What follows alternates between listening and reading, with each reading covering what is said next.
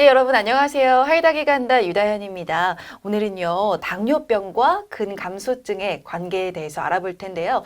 용인 세브란스 병원 박석원 교수님과 함께합니다. 교수님 안녕하세요. 안녕하세요. 네, 자, 근감소증이라는 게 정확히 어떤 건가요?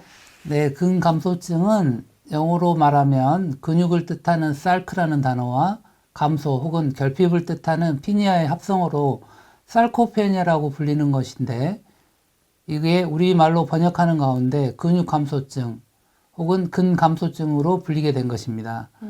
그런데 실제로 근감소증은 근육의 양적인 감소, 즉 근육량이 줄어든 것보다 오히려 근력의 감소가 더 큰 부분을 차지합니다.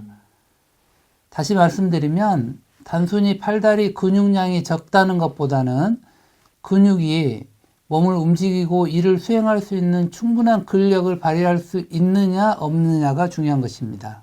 네, 그럼요. 당뇨병이 근육 소실을 부추긴다는 게 사실인가요, 교수님? 네, 맞습니다. 이 부분은 제가 미국에서 연수하는 동안에 많은 연구를 하였고 실제 논문으로도 많이 발표한 것입니다.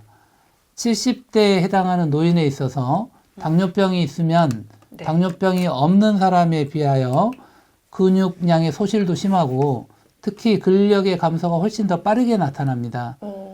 결과적으로 신체 활동 능력이 떨어지고 소위 노쇠라고 하는 현상이 더 빨리 나타나게 됩니다. 네. 그럼 마지막으로요. 노인 당뇨 환자의 근감소증을 예방하기 위해서는 어떻게 해야 할까요? 네, 첫 번째로는 당뇨병 관리를 잘 해야 됩니다.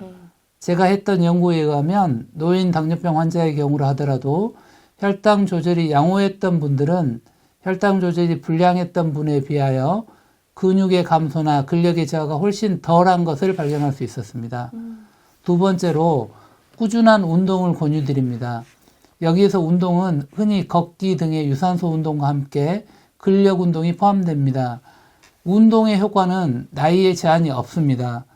미국에서 했던 한 연구에 의하면 네. 80대에 요양병원 입원 환자를 대상으로 했을 때 거의 침상 생활만 할 수 있었던 80대 노인분들에서도 약 4주간의 체계적인 운동만으로 근육량이 증가하고 특히 근력이 150% 이상 향상되었다는 보고가 있었습니다. 즉 운동이야말로 남녀노소를 막론하고 누구든지 근육량을 유지하고 근력을 촉진시키는 효과가 가장 잘 입증된 방법이 되겠습니다. 마지막으로 한 가지만 더 추가하자면요. 노인일수록 식사가 매우 중요합니다. 특히 고단백 식사를 통하여 양질의 단백질을 섭취하는 것이 근감소증 예방에 큰 도움이 되겠습니다. 네, 잘 알겠습니다. 오늘은 당뇨병과 근감소증의 관계에 대해서 용인 세브란스 병원 박석원 교수님과 함께했습니다. 감사합니다. 감사합니다.